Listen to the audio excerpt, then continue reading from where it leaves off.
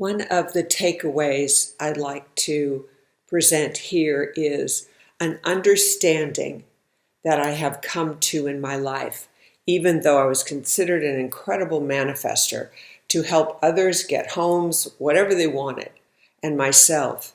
There came a time when I had to let that go because of a deep knowing within me that there was far more than what the egoic mind wanted me to believe. So here is that voice message I made for my mother this morning. And know that the universe loves to play and it loves beauty. Beauty carries an extremely high vibration. Therefore, it expands the consciousness of the universe, of creation, of God, whatever you want to call it. It plays through us. It delights in assisting us in any way it can. Because, as I said, the universe expands its consciousness as we expand ours. And you will never discover who you truly are if you are too afraid to let go of the mind's egoic, materialistic beliefs. And we have the opportunity to be a part of that creation and that joy. Just we have to let go. Just let go. It's been surreal being here. I just love it. Love the Italian countryside. Thoroughly enjoy the beauty around me every day. I just sit and have my tea, often outside on the bench watching the sun come up, or my cozy chair out there watching the sun set, or looking at the beautiful gardens and all the roses I've planted and flowers. And yeah, it's just lovely. It's ever changing and just beautiful. You know, it's been an interesting journey, as you know. It's been almost 15 years now since I wrote that poem, 10,000 Times and More, that I expressed this deepest, profound desire to creation, to God's self, that I needed to let that world fall apart that I had, my homes, my cars, my life. I didn't know it was going to happen the way it did. It probably would have been very smooth if I just trusted so much and surrendered so completely. I just allowed it. Just allowed it all to fall away to reveal what was supposed to happen and trust a divine plan. And instead there was like trust and then hold on, then trust, then hold on, And thank goodness it got longer and longer through time as I just watched how the universe delighted me. Every time I lost something, something else deeper came, because I knew that having all that stuff didn't bring me happiness. It was that realization, standing out on the patio in Point Roberts and looking out towards the marina and going, is this it? I had the beautiful home in Mexico. I had my place in Lake Oswego. I had that little house. I was going back and forth to San Diego, and it was just, something was so empty and lacking a deep spiritual knowing that there was something far greater than this material stuff that you would never have enough of. You'd never be able to fill that part of yourself with the joy lasting. Yes, it was fun. It's always fun to manifest things and play and this type of thing. Yeah, it's fun, but it's always lacking something deeper and more profound. And that profoundness has to do with the willingness to let go. And then finally turning the reins over to a divine source, I call it a God source, and just trust and surrender so deeply, because the soul has been overrun by the egoic mind, the mind that's thinking, what's next? What do we do? What do we create? What do I want? It's like it's just stuff, just that material world, that endless, insatiable need for more stuff. To think it's going to make us happy when we get it. But the happiness is fleeting. And it's just another house. It's just another thing. It's another beautiful object or, beautiful set of clothing, whatever. It doesn't matter what it is. It's never going to hold. And it just becomes another thing. So it's been an interesting journey of observing the falling apart of my old life, and then my friends who, oh, you have to manifest this, oh, you have to get home again, oh, you know how to do it, why don't you do it? And it's like, because there was a knowing inside of me that that's not the path I wanted to take. It wasn't the journey that I was going to keep going on, that merry-go-round, that same old thing, acquire more, on, it never ends. And it was like, no, I had to jump off and learn to trust at such a deep level that no matter what happened, I saw the beauty and joy in it. And the more I did that, the more beauty and joy came. And it was, it was a lot of healing with childhood stuff, with siblings, it was like, wow, this was really, really fascinating. It was about boundaries. It was about just wanting as a child the need to fit in and approval for absolute survival. And yet we hold that into adulthood. So the minute I was around my siblings, I became that 3-year-old, 5-year-old, because that stuff wasn't healed. So it was really interesting to finally get to the place that was healed and just observe and go, oh wow, these are not energies I would want anything to do with now in my life. It wouldn't be in my life. They wouldn't resonate. So it was easy to send love and just let that all come to an end. And so I'm really grateful for all the lessons that I learned, and my time with you was precious. It was a lot of healing, and I didn't realize, as we talked about, how much resentment I had and anger at you for not showing up as the mom I thought you should be. And finally getting to a place of understanding that I want my children to accept me as who I am and what I am, and love me for that, not to try to mold me into their idea of what a parent should look like. And B, obviously you were absolutely perfect, because I couldn't have learned what I learned without the way you mirrored those things to me so perfectly. So it was a very interesting journey.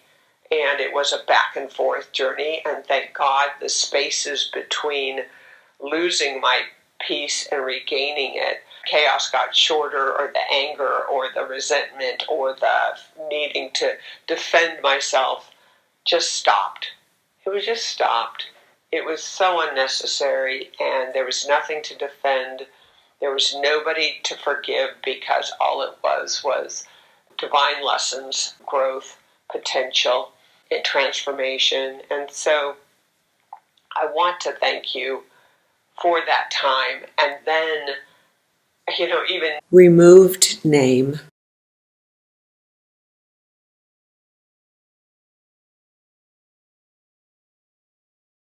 pushing me with his Nazi Hitler-like tactics in emails to go, okay, I'm done. I'm finished.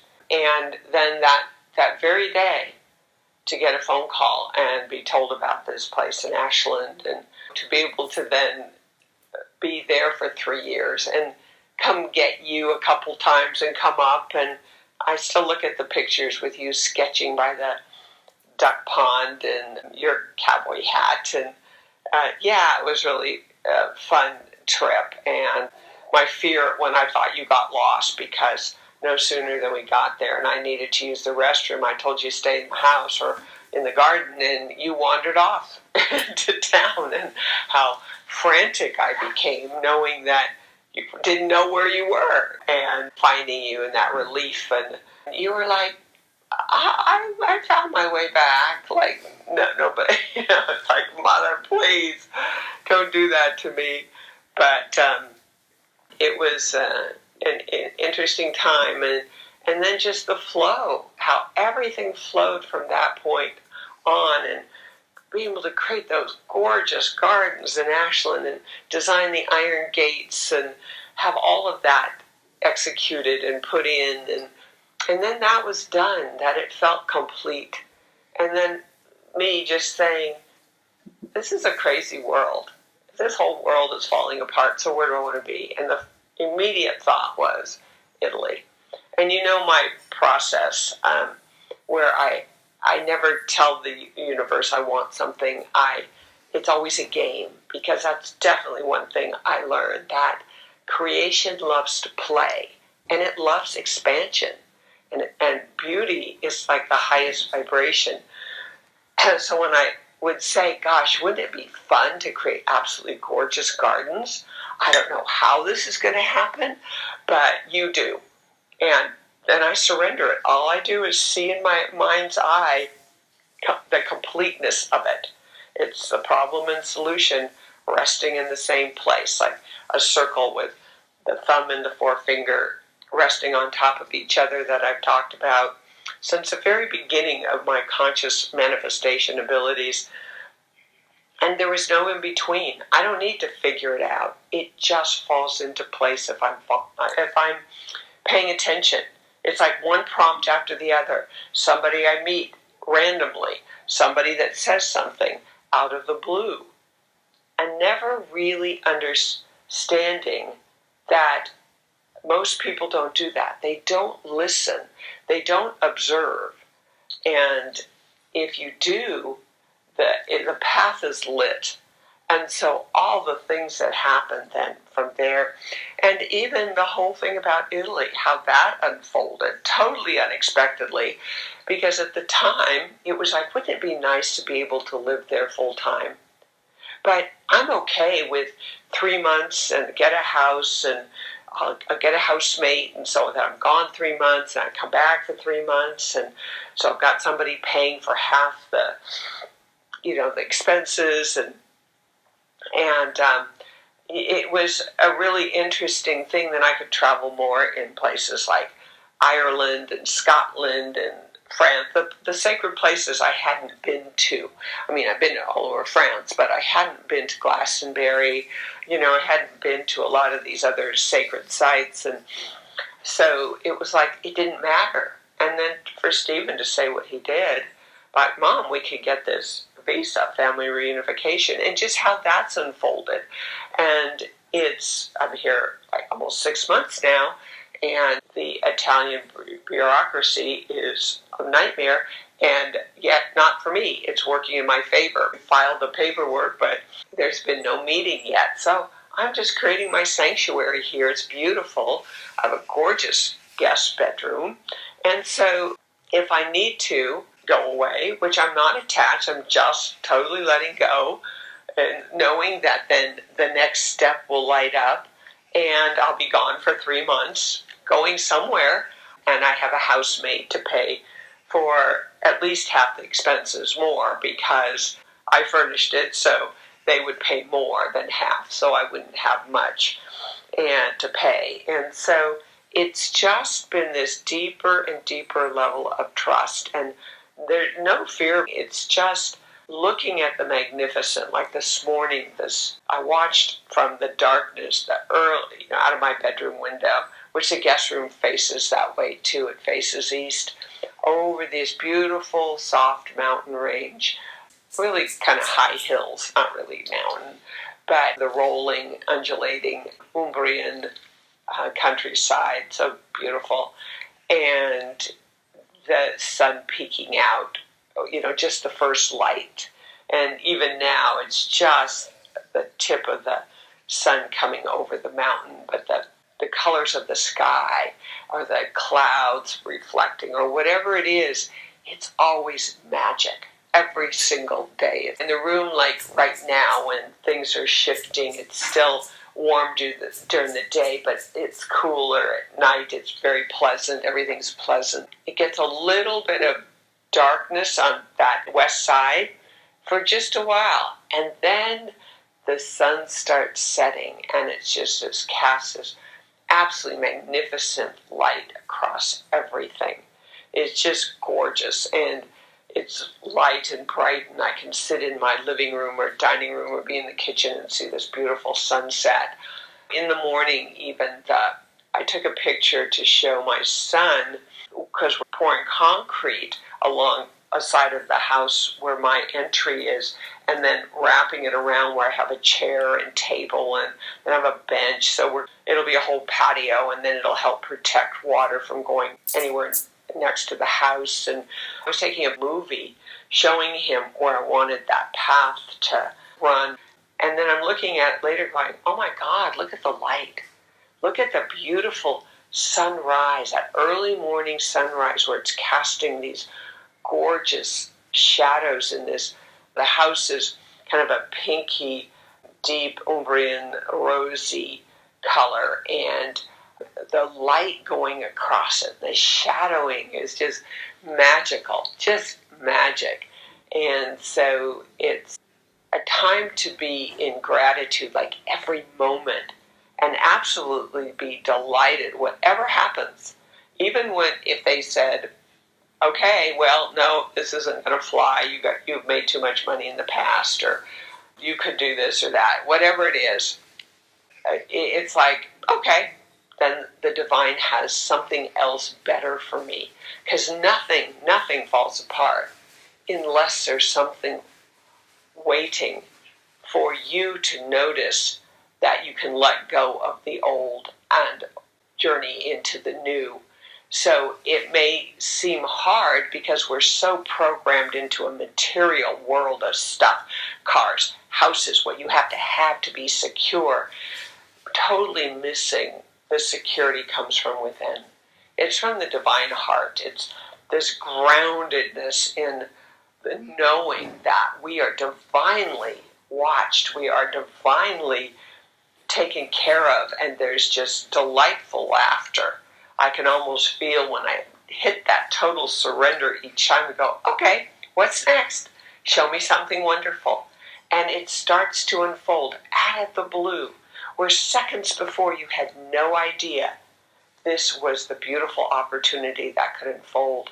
But all of this comes from that deep realization that no material stuff is ever going to make you happy. Yes, it can be fun, it could be joyful, it could be whatever, but not the deepness and richness of allowing the universe, your higher self, the God self, the divine self, the priestess, the priest, that whole divine energy of self, the soul, to guide your way. Like, this is what you can have. It's that old story about some guy goes to heaven and he's being shown these different rooms, and one room has the old beat up VW Bug that he had, and then the other room shows the Ferrari or something like that, and he goes, oh, my car, that was my car, I always wanted something better, it was a terrible car. And then they show the other room, he says, what's this? And he said, well, that's what you could have had if you learned to let go, and you learned that it was a deserving thing, that you didn't believe you deserved more, so you got that. And it was a lack of appreciation, so he didn't appreciate that old beat-up Beetle. He wanted something more. He'd see everybody else there in their fancy cars, and they're nice, and he'd feel bad about what he had and about himself. And so wasn't this appreciation for what he had to allow a higher energy to grow within him and expand. And then, of course, you have to attract on a higher level. So you would have gotten something that was maybe not a Ferrari. Maybe a Ferrari is something you wouldn't want because you wouldn't want to pay for the maintenance of the gas or whatever. You wouldn't want to worry about it. But it was, something wonderful that you just loved getting into. Yeah, that's how we build our energy within ourselves too, attracting the right people in our lives as we love that, where we are so deeply that we just make room for these higher and higher vibrations to attract that consciousness that next is allowed to come through. So anyway, I think about you often, and I wish you had You know what? I don't like WhatsApp, you know that, but Signal or something that I could easily call you on. But anyway, my dear one, you take care, and I love you, and yeah, we'll connect soon.